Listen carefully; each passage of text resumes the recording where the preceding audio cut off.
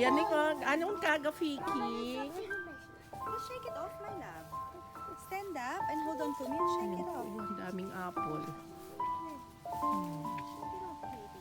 Ayan po kabayan, ang ganda po dito.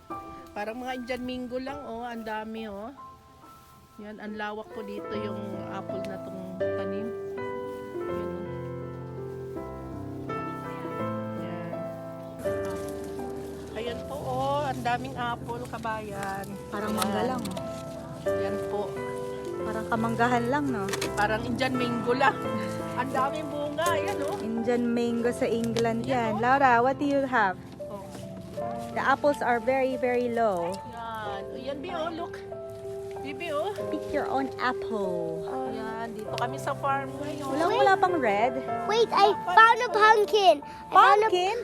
Pumpkin apple.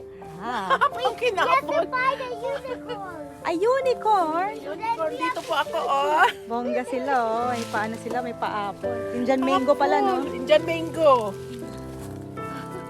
Ah, bongga. Oh, ang baba lang. Ang dami. Ang baba, oh.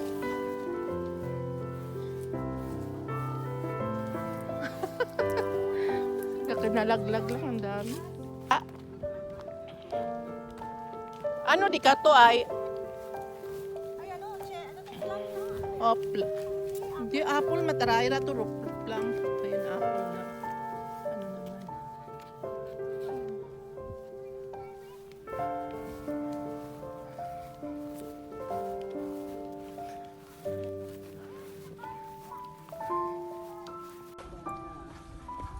Ang luwang talaga ng farm na to.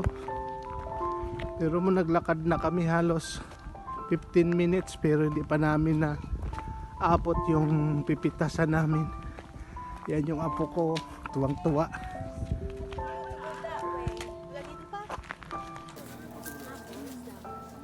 Yan.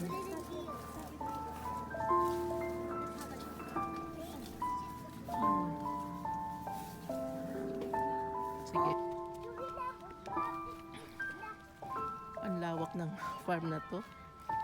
Apple naman dito.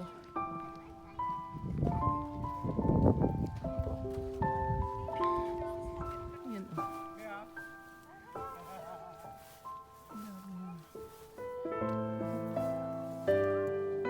Mababa lang.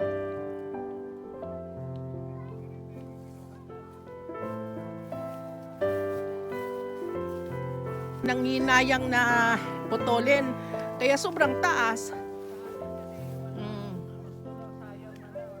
Kaya yan lang yung mga puno ang baba. Ano ning hindi hinog?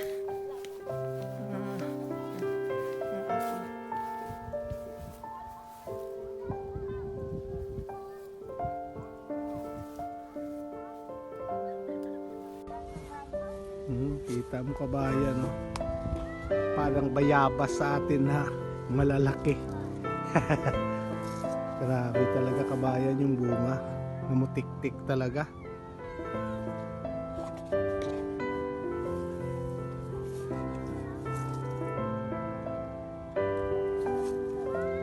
Ito yung apple nila, oh, kabayan, no?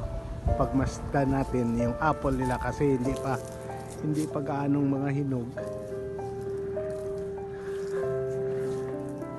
Hindi pa pwedeng mag-picking dito pero maraming bunga.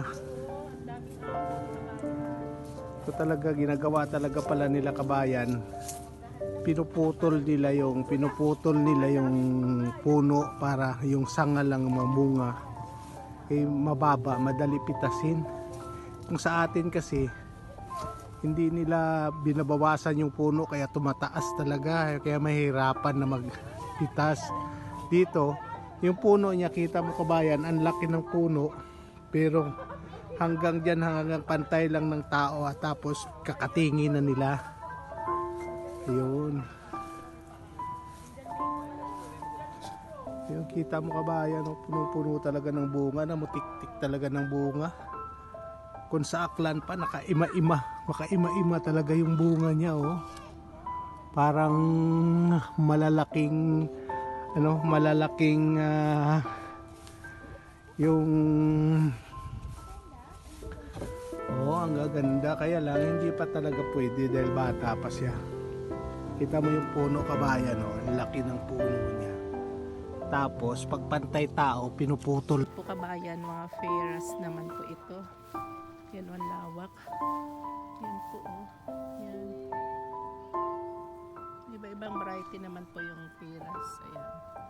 Mababa lang po yan. Kasi pinuputol nila pag tapos mamunga, kinakat nila para mababa lang po yung mga puno, hindi tumataas.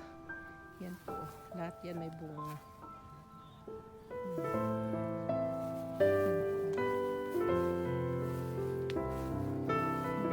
Peras.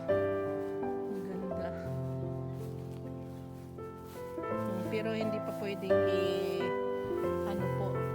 i-harvest kasi hindi pa magulang. Ayan, ang dami po. Pasok po tayo.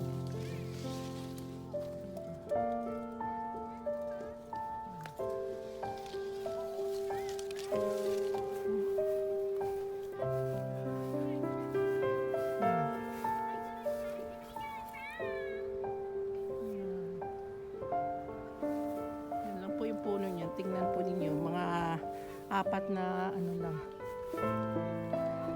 Ano yan? Ning ano?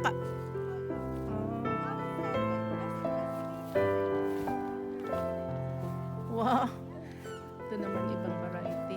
Medyo red naman. Pero peras pa rin.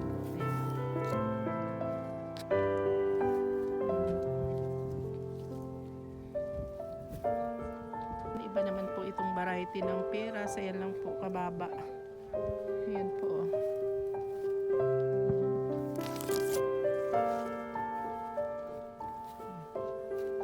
Parang red naman po ito. Parang may pagka-violet. Yes, parehas. Ayan po. Ayan siya. Ayun po.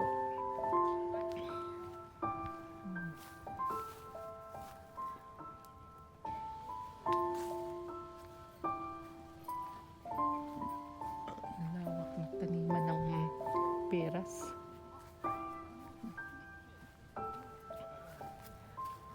Sa farm, sana paki-subscribe na lang po and paki-share. Thank you very much and God bless. Bye bye.